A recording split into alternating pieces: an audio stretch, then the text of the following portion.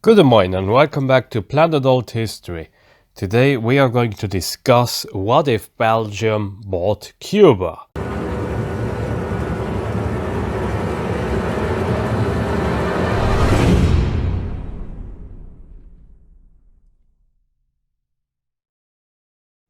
Many people might think that this is a joke, but it actually is not. Let me clarify some things for you. Cuba, as we all know, used to be a Spanish colony. It was one of the first colonies of Spain in the New World. After the Napoleonic Wars, Spain was in a state of clear decline. Many former colonies gained their independence and Spain could barely hold onto Cuba, for instance. But not for very long. Spain was actually economically weak and looking for money. Fast money. The fastest way of getting money would have been from selling a territory, of course.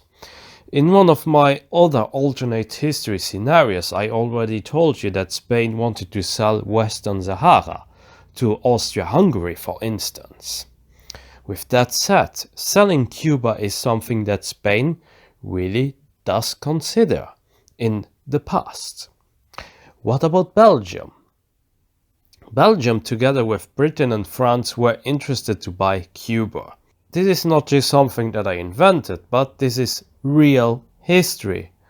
Bryson D. Gooch wrote an article in the Hispanic American Historical Review titled Belgium and a Prospective Sale of Cuba in 1837. In that article, Belgium was mentioned as potential buyer.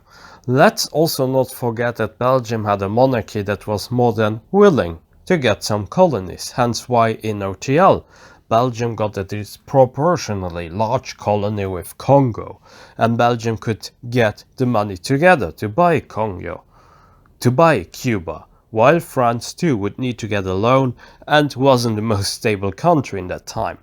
Britain was interested, yes, but would have already more than enough colonies to deal with, so having a small ally like Belgium with a new colony in the Americas would certainly not be bad. Official letters had been exchanged between the Spanish and the Belgian officials, but at the end nothing came really out of it. I also want to add that Belgium created a company in Central America as first try to create a colony, and then we also have the whole history between Texas and Belgium. It's a very funny side note which you should check out on your own.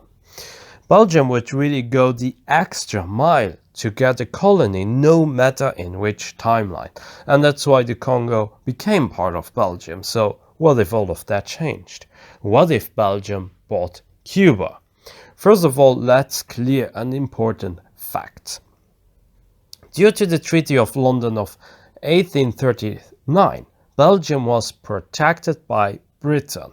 Britain actually joined World War I because of that treaty and because Germany disrespected Belgium's neutrality.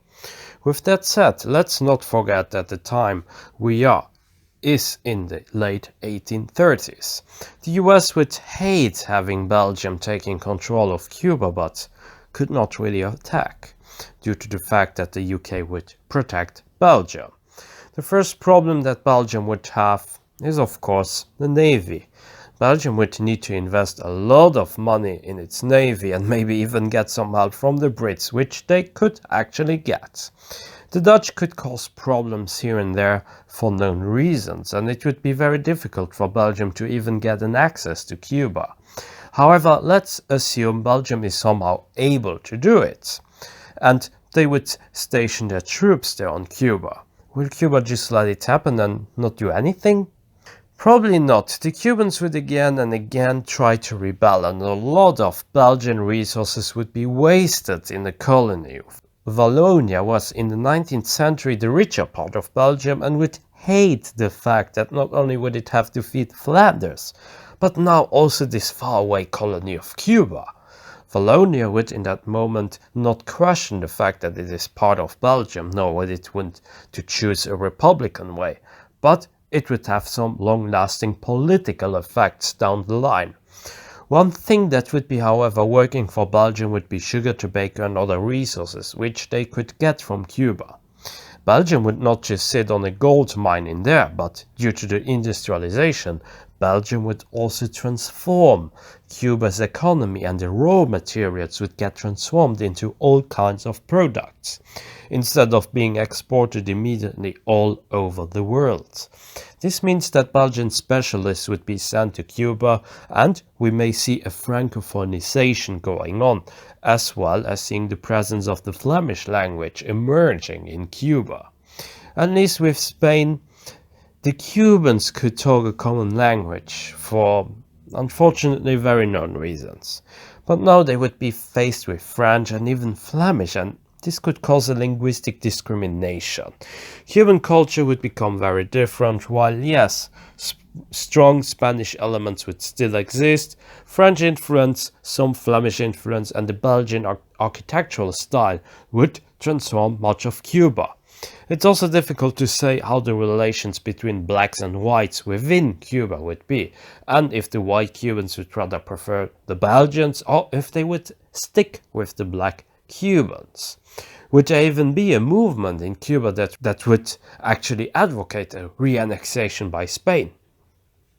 Belgium would certainly not intervene during the US Civil War, but could play a minor role in the Mexican intervention by France.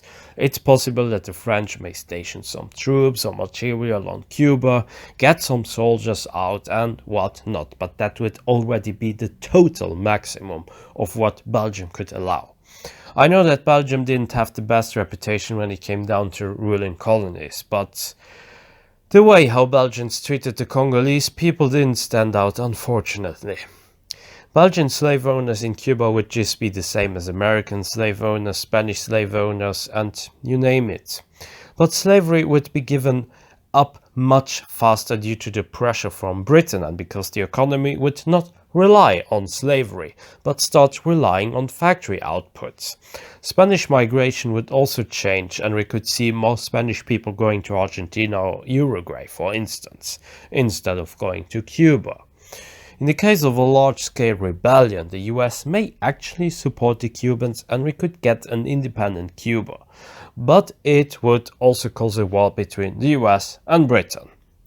But let's not complicate the timeline, and let's assume Belgium is able to muster a strong navy and army that will crush the rebellions repeatedly for some time at least. Ironically enough, Spain may actually fare better against the US in the Spanish-American War, and I would even doubt that the US could decisively win against Spain. Maybe Spain would do something similar as with Belgium and sell Florida to the US, for instance, which would really avoid any type of confrontation between the two powers. No, Belgium won't be able to get Florida even in this alternate timeline, sorry guys. No Belgian Florida for you. And no Belgian Florida man for you, my dear American audience. I know you love your Florida man, and here in Luxembourg we love Belgians in exactly the same way. Congo will not become Belgium in this timeline, and instead it could be split up between Portugal, the UK and France, or we could see the Dutch taking control of the Congo instead. Burundi and Rwanda too won't be part of Belgium, and the positive effect may be that the Rwandan genocide which never happened in that timeline. I don't think that Congo would be more stable, but perhaps we could see less wars within Congo. Belgium was too small to build some type of infrastructure, and by the time Congo got its independence, people with a degree from higher education were almost non-existent, and this, guys, is a recipe for disaster if you have no ruling elite, and nobody was even able to run a state. Even until nowadays, it's a very problematic country. Having the territory of Congo under the control by other powers will certainly be a better outcome for all the people involved, even though I'm not saying that it will be a fairy tale or heaven. No, quite the contrary, of course. The real issue will start with World War I. Belgium will probably lose in one way or another control over Cuba, be it through nationalists that rebel or the US making certain conditions, and with more soldiers being in Cuba, especially because of occasional revolts, the Germans could advance a little bit further into France during World War I, but they would still lose the war nonetheless. Just this time around, Belgium would be totally overrun by the Germans, with less money, more destruction, and a colony that never wants to be truly part of Belgium. People would be fed up and blame the king for it, and we could see the transformation of Belgium into a republic. Why am I saying this? Well, because it was actually the monarchy that wanted colonies and not the Belgian state. And as a result, that's the reason why we could see a Belgian republic. What about Cuba? Cuba would be ruled by nationalists who at first would accept the help of the US, but they would get international recognition and join the League of Nations. This newly independent Cuba would have a better economic basis than many other Latin American countries, have a considerable French and Dutch influence, better infrastructure than in OTL, and perhaps a better education overall. The food, the music, the people, and the culture would be completely different from OTL's Cuba. This Cuba would have some potential and could eventually become an economic tiger of Latin America. But with the depression just looming over, would this former Belgian Cuba succeed? Or will it follow the same route as Argentina, for instance? Will it avoid an US intervention, or will it succumb to the US influence and just end up as a mere state of the US? And that's where we leave it for now. That's it for today. I hope you enjoyed my video. Be sure to like and subscribe, leave a comment, support me also on Patreon, and join my forum, forum.planetalthistory.ga. Until next time on Planet Alt History.